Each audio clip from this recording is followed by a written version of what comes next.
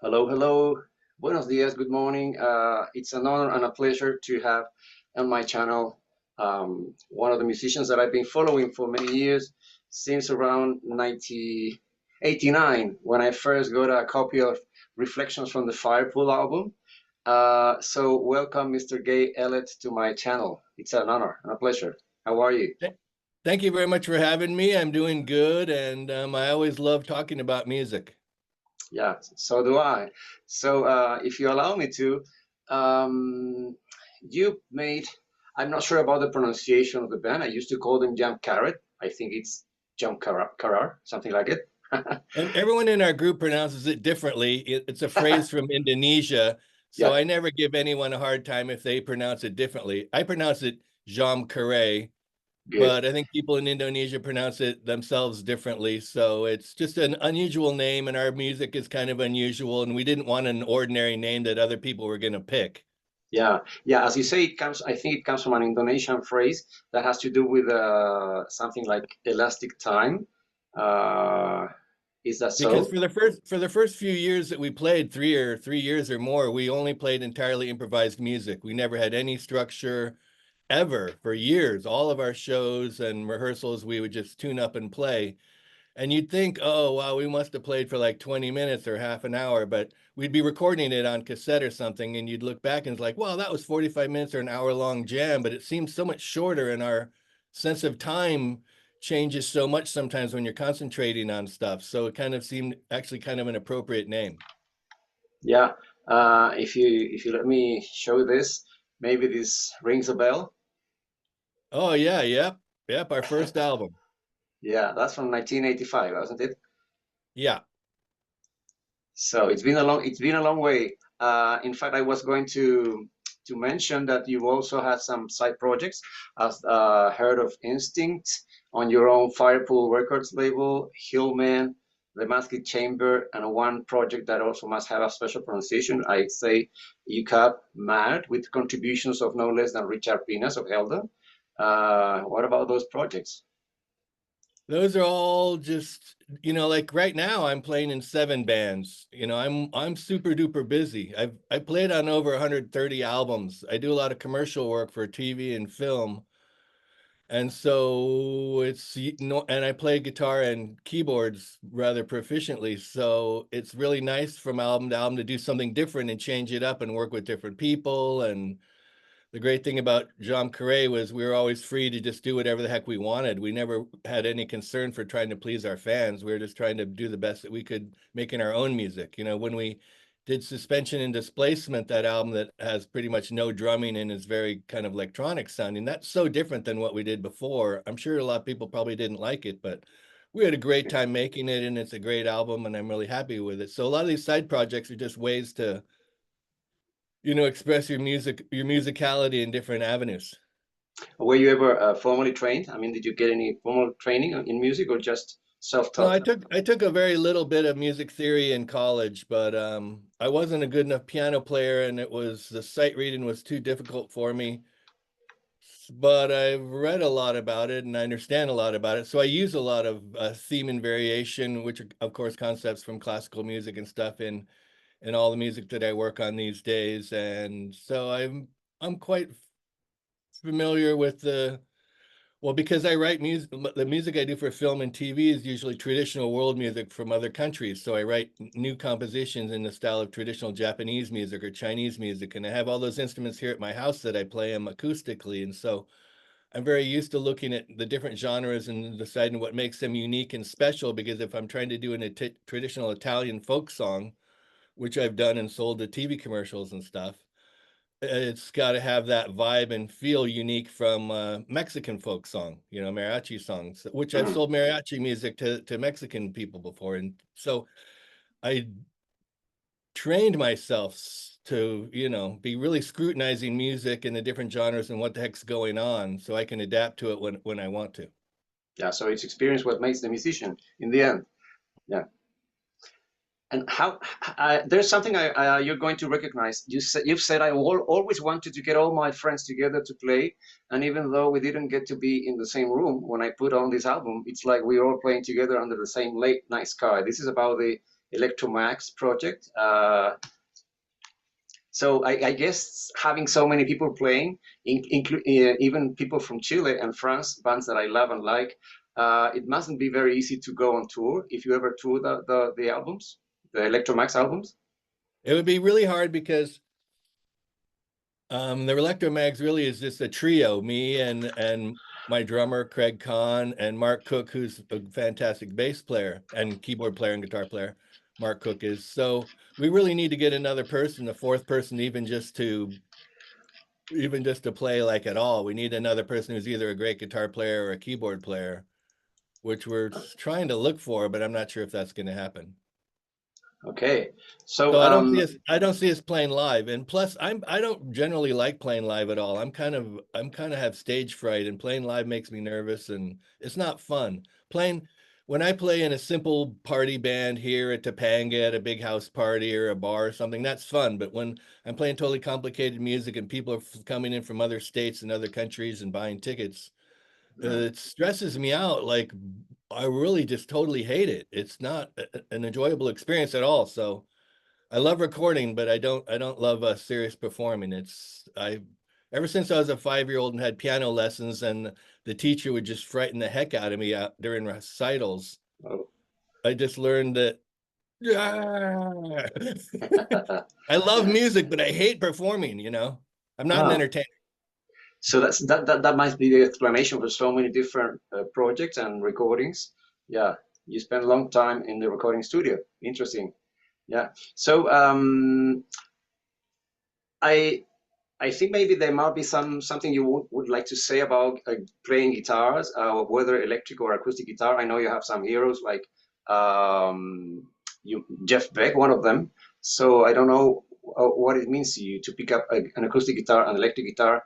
I know you have so many different brands and types. So how do you do when you choose to write a piece of music? You think of acoustic, you think of electric, or you just have an impulse to do it? Well, I started playing piano when I was 5, and I started playing electric guitar when I was 13. And so the two instruments, piano and guitar, are like time portals to another world where they let you access the really weird world of music, and you view that world very differently from guitar or from keyboard. So when I'm playing guitar, it's sort of like your head's inside the guitar and you're looking through the guitar strings, and you see the world filtered through the guitar that you're playing, as opposed to a keyboard, which is physically laid out so much differently. So to answer your question, I'm almost always deliberately set out to write music. I'm thinking I want to write some music. I need some more rock songs, some more high energy songs, maybe for this project I'm working on. Or maybe I'll deliberately pick up an electric guitar and write music, for it. Or sometimes just when I'm laying in bed or, walking down the street and hiking in the hills, I'll come up with musical ideas just kind of accidentally. But generally, I just say next hour, I'm going to spend time writing music, and I just write music. And it's super easy for me to come up with ideas. People talk about writer's block, but, I don't know what that is. And it's never happened to me. I'm always full of more ideas. Uh-huh. As far as I know, the Electromax project, which I understand is a sort of time travel to you, to your younger days, has a wide variety of directions and influences. And I was saying many different guests that I didn't expect really, including Germán Vergara of the band Edhels from Chile. He told me the other day during an interview that when he got to meet you in the United States, you were like singing Genesis songs and, just improvising. That was a fun experience. You also have this great guy, Marc Cecotti of the band Edhels, the French band that I also like and have followed for many years. Thierry Payssant of Minimum Vital, even Barry Cleveland, and Carl Weingarten, Walter Witney. Both of them I relate more to the electronic fusion scene. So I was quite impressed to see the many guests you have, and you never know the Well, when I connections. Yeah. well when I started doing music with Djam Karet in the 80s, we didn't really have computers. And so when we used to network with other music groups, which I used to do, I reached out to Mark in Edhels and Terry and his brother in Minimum Vital and those other guys, and I'd send them our mailing list, not of fans, but of good magazines, radio stations, and distributors. It's just probably a one-page piece of paper. and I'd mail it to them because I was reading some European music magazines like Background, and so I would read interviews and see what their addresses were and go, oh, I should send them my one-page list and ask them if they would maybe send me their list for France, because I don't know what good magazines are in France or what the heck the radio stations are or what their addresses. So these people always mailed me stuff back and became friends. And that's how I met Mark and those guys from just networking. And then a few other people on the record are people I just went to high school with, which are just old Okay. friends I just wanted to get on this record. And it was amazing to have 22 guests, which kind of seems like a completely dumb idea, but to have so many people on there, but it seemed to work out really well. And I didn't have to, you know, kick anybody off or really edit anybody's parts. They all just adapted. I sent them charts and, you know, so they could read about what, you know, what, how the songs went. But Yeah. I just told them play what you want, play wherever you want, and, you know, send it back to Yeah. me. Yeah, I know that many artists, many musicians do not like to have labels on put on their music. So I don't know how you feel about the Electromag sound, because to us, I mean, for a Djam Karet fan, Pink Floyd fan, you know, all the rest, the Electromag's project does sound different from what you had been doing in all the records, like from when you started back in 1985. It's like fun music, it's dynamic music. It sounds like you say a group of friends making music that they want to make. And I don't know how you see it works. Like your Well, inspiration comes from somewhere else, I suppose. yeah, Obviously. I mean, I live in Topanga in Southern California. It's a small town in the mountains, a couple miles from the beach next to Malibu, and it's happy here and calm and quiet, and we have no crime, and we have lots of parties, and it's a kind of an upbeat, fun place, which is why that music is like that. And the Yeah. first Electromags album, Shining Side Up, I wrote just as a showcase for me to show off my guitar playing. So, I mean, the whole point was to fill it with the best guitar solos I could do. And I didn't want to do a second album like that. So that's how the Friends album came about. So they're kind of bluesy, rocky, because I learned to play guitar from listening to Leonard Skinner and the Allman Brothers and ZZ Top and American groups. And anyways, the third album that we're working on now that is about 80% done, it doesn't have a title yet. It's completely different. It's totally based on keyboards, and it's not very bluesy. It's much more progressive. The new album that we're doing now only has 4 songs. All the songs are longer than 10 minutes, and everything's written on, you know, on my Hammond or on my Rhodes or on my Mellotron sampling keyboard. So it's got a much different vibe to it, this newest album. And Mark Cook isn't just playing bass. I have him playing lead guitar solos on every song and keyboards and stuff. So it's just another total change in direction. So, Yeah. because Well, yeah. I felt like it. Let me show the people watching this. This is your thanks for the person. Gayle Ellett and the Electromags. The name of the album is Friends, the second album. We have to remember that Shiny Side Up from 2022 was the first one. So we are curious. I'm curious about the third one. Yeah, when is it going to come out? It's coming along really well. It's just much different, like I say, because it's not filled with a lot of rhythm bluesy guitar tracks. It's much more, it is more Genesis-y and Pink Floyd-y and Wow. just vastly more keyboardy. Yeah, and if you have to pick up one of those names, I mean, we all have our favorites from the classic era of rock, progressive rock. Uh, what would you mention that has been an important basis? You also mentioned classical music. What would you pick up if you have to say, well, these guys were amazing and they were relevant in my own formation? It's just a really big list. You Yeah, know, when I was in my 20s, I would always go to the library and check out CDs of world music. So just because I was just interested in listening to music from, you know, Peru and just different countries. So world music is very influential to me. And of course, I love Pink Floyd and Yes. Yeah, I've seen Yes play a whole ton of times, and King Crimson and groups like that. But also Chuck Oaken, our drummer, he owns a record store and he owns a keyboard store too. And his record store, he because of his own musical taste, and it was a college town in Claremont, He would always stock a lot of European music, a lot of music from the Musea label, which you're not going to find in any normal record store. So he was always telling me, Gayle, you got to listen to Magma, you got to listen to Universe Zero, and Yeah, those groups are just absolutely mind-bendingly amazing. So, I mean, they're very influential just in their unique approach and their kind of maniacal vision, especially those two groups. And yeah, Universe Zero is just utterly incredible. They've just got their own idea of what they think is cool, and they just like have at it, yeah, and it's yeah. so incredibly great. So I think it's inspiring, even if I don't end up sounding like Universe Zero, which I don't. Um, but I love their their willingness to be unique and special. And there's also Art Zoid from France that have also I have made, a whole bunch of yeah, Artzoid records. I got yeah, tons of them. I got tons of Magma records and. yeah. It's like obscure, interesting music. Yeah, lots of stories there. Mental stories, I guess.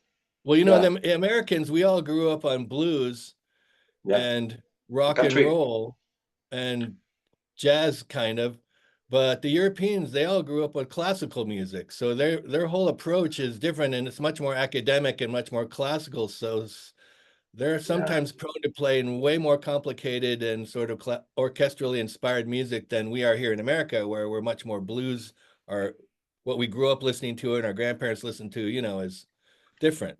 Because our whole yeah. country is so new. America is such a new country. We don't have an old history, just not an old history of white people living here.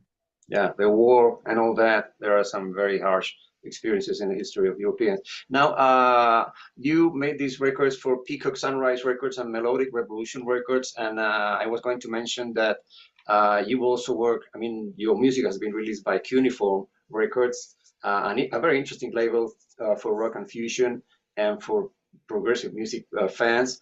Uh, what are your view of the social networks for promoting music, the music platform these days, indie music sources like Bandcamp?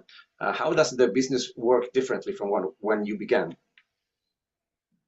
I think that Bandcamp is terrific and I love it, and most people seem to really like it. And I remember when CD Baby used to exist, which was kind of a somewhat of a similar situation. So those are stores, and they're great outlets for me to sell my music and for people to buy it. And I buy digital albums in particular from other musicians on Bandcamp. I'll read about them in a magazine, and I'll go, oh, what do they sound like? And I'll listen to their music on Bandcamp and just buy the download as a waveform, which I think is fantastic. But I think ever since Napster came into being back in the whenever the heck that was, 20 or 30 years ago, people just got used to, and the labels almost got used to people stealing music and it being free.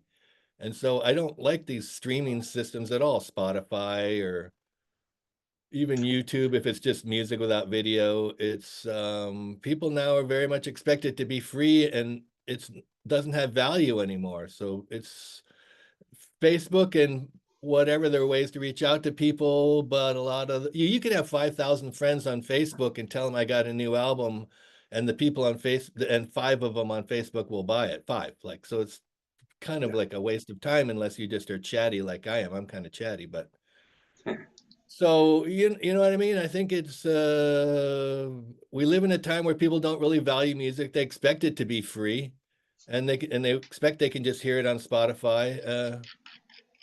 You know, yeah. and Spotify Well, now is not even paying people if you don't sell a whole lot of if you don't have a lot of downloads each month. Now they've changed their whole pay model a month or two ago to just stop paying people on the low end, which is just ridiculous.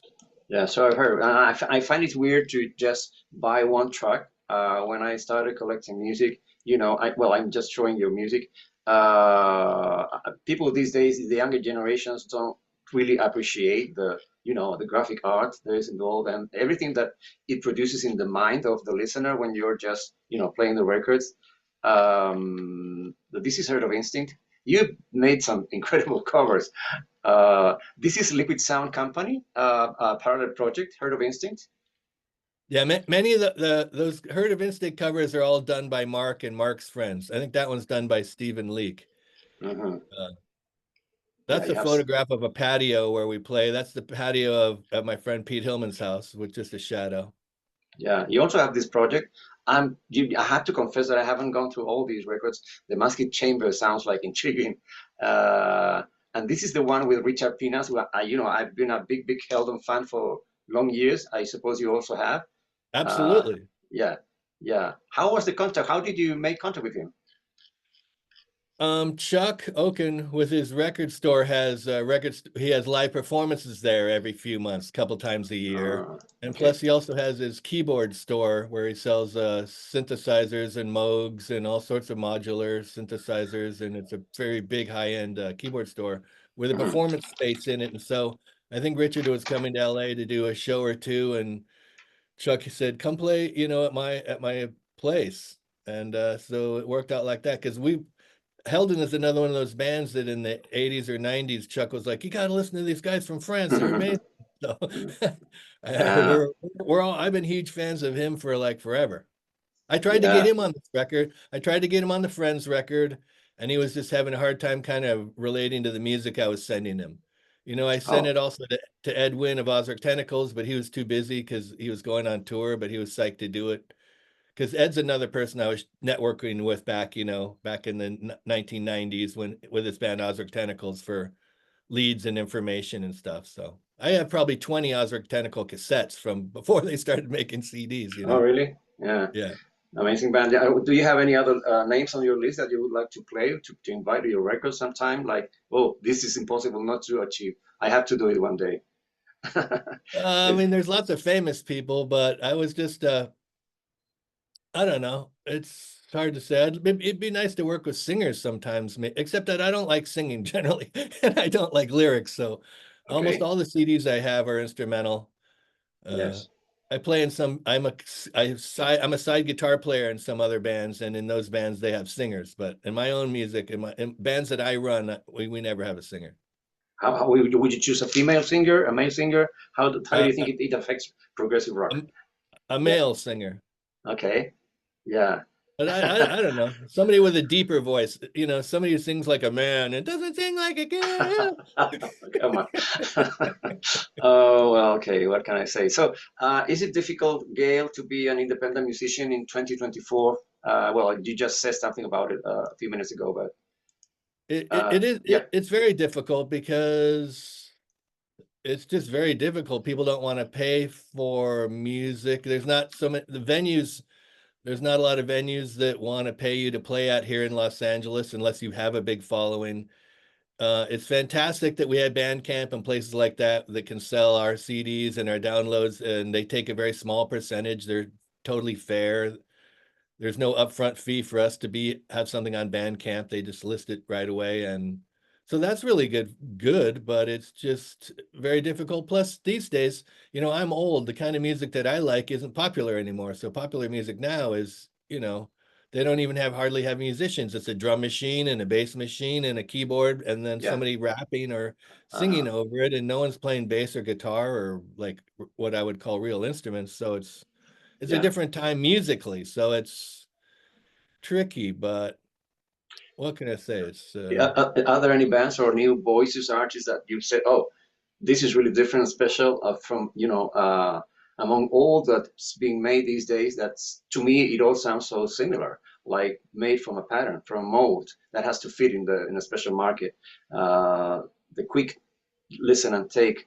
What has caught your attention recently, like the last 10 years? well, it's hard to say. I've bought a lot of records and there's a lot of music that I like, but I agree with what you're saying. There's a lot of groups, some of which I like are deliberately really retro. So they're like so retro that they're trying like so hard to sound only Yeah. like they're from 1970 that's kind of a little bit weird. Yes. And Uh, boring. you know, Yes. uh, So almost all, most musicians their number one goal is to become rich and famous, which isn't going to happen, but that's their goal. And so their focus is on playing what they think people want to hear. And I think that's generally a bad approach. I don't follow that plan. Yeah. I'm trying to be an artist and do artistic concepts, but lucky for me, I also do commercial music for TV and film. And then I don't care if I like it, the client has to like it because they're paying me for it. So Yeah. it's nice for me to be able to split my music up into two different worlds of seriously commercial music I'm doing for a client, and then totally artistic music that I'm doing for myself. and the two worlds don't meet. But for a lot of people, they try to put them all into one band and into one song. And the Beatles did that with Sergeant Pepper's, but you know, you're not the Beatles, you No. know, and times are different. It's super hard to be creative Yeah. and commercial. I mean, it's like, Yeah, you know, kind of like a fluke almost. there's so much already made, and Yeah. you would probably like to make a soundtrack to a film. Mhm. I think you might like fantasy, science fiction. I think you mentioned some horror stuff, like an Italian horror thing in one of the Mhm. records I was reading. Yeah, what genre would you like to work for if you could make a It'd be soundtrack? fun to do horror music. And you know, of course, since I watch a lot of 70s movies, Yeah, and Chuck also would say, even back in the 90s, you got to buy these CDs by Goblin. They're great, you know. And so, of course, I'm a Goblin fan, yes, you know, and yeah, who doesn't yeah, love that heavy grinding organ, yeah, yes, yes, sort of like yeah. dark Tangerine Dream stuff? It's great. Uh-huh. Now I know that there's you have some things to do now, Gail. My last question I'd like to ask is uh, about lessons you have learned as a musician, as a person, since you started your music career. Could you mention some big achievements and pending goals, like in a few words? A difficult question, maybe. Ha Um, Having fun, I suppose, is a big achievement. Having fun with music, you know, doing, Having making the fun music. Yeah. is important. And I'm glad that I bought my house, you know, 40 years ago, because I wouldn't be able to afford to live in this town if I had to buy a house now, because everything's expensive. So I'm glad that I live small so that I can afford to be a musician, because I hardly make any money at it. But it's been really nice to get reviewed in Rolling Stone magazine and Billboard magazine, and Guitar Player magazine has reviewed 5 or 6 of my records, and they did a 5-page feature article on me and Mike Henderson. And I've been in almost all the music magazines that there are, CD Review and stuff, and tons of European magazines. And whenever we get reviews, they're always, of any of music I do, it tends to be super duper popular. I mean, I almost never get negative reviews. It's just kind of fluky and weird, but it's really encouraging. But I just get nonstop great positive reviews. I think because people can see generally that we're trying, that we have a vision, our own vision. We're trying to, I don't know. I think maybe the sincerity, or I don't know what it is, seems to come across to a lot of reviewers that super totally love it. So that's really encouraging. You know, it's like the opposite of a cult band. The critics super love my music, and everyone else are like, nah, I don't care. And the audiences don't Mhm. particularly care about it. But the Yeah. critics super like it. I wish if there was more music critics in the world, you know, then I'd sell more records. Yeah, well, I guess that they are favoring authenticity and the energy behind it. You've been for a long time on the road, and yeah, congratulations for that. Again, for those of them watching this, this is a very interesting, fun album, Friends by Gayle Ellett and the Electromags. This is a limited edition with a Gayle Ellett's autograph. So thanks for the music. What's next? Your next album? There's a third album by the Right. Electromags. Yeah. Yep, I'll send it to you. I'll send it to you when it's done. It might come out by Christmas or maybe after Christmas. And there's no title for it yet, and it's coming along super well. I'm really happy with it. It's Okay. very beautiful and melodic and very pleasant to listen to. And I'm not sure what I'm going to do recording wise after that. But like I said, I'm in 7 bands right now. So I've got a lot of rehearsing and playing with other people. I got my band Hillmen coming over on Sunday and Good. to rehearse over here. And we also, that's an improvised band. We have no structured music ever. And so I'm just going to keep doing music, and I appreciate you interviewing me. I appreciate the chance to talk about music, because I love talking about it and being able to promote my music, and it's very kind of you, and I really appreciate it. It's very kind of you. And let's tell everyone that you don't have an artistic name. That's Rita. In regards to Rita, I I will, guess I will. that means yeah. She's the This is best. Gail. Yeah, this is Gail Ellett, and you've been very kind to give me this time and very interested for making the content. Thanks for so much, and thumbs up for what's coming. Thank Thank you you. very much. Yeah. Bye bye.